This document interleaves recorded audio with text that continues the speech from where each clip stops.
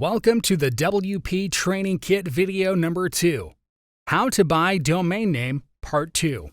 It is a continuation video of Part 1, and in this video, we are going to complete our payment process and learn how to successfully purchase a domain name step by step. Let's continue. So now we are going to log into our PayPal account with PayPal email ID and password, and then click on Login button. It's loading my PayPal account, and here on top, it's showing me my exact billing amount. By default, PayPal account is already selected, so we are going to click on the Continue button. It is once again asking for our confirmation here. We are going to click on this button. Now we are back on GoDaddy's checkout page, and here in the right bottom, it is showing Complete Purchase button.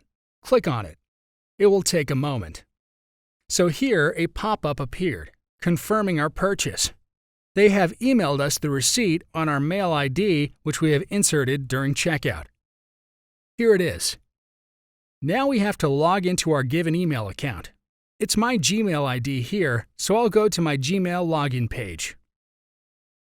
Here I will enter my Gmail ID and password and press Enter.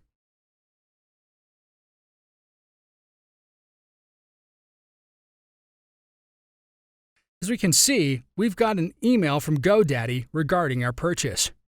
So let's open it, and here you can see they have provided us the details of our purchase with an option to view full receipt and an Access to Purchase button. Click on it. It will take us to our account on GoDaddy. Here it is showing us our purchase domain name and some additional details regarding it, confirming our purchase completion. Thank you for watching. In the next video, we will show you step-by-step how to buy hosting for your domain name. See you in the next video tutorial.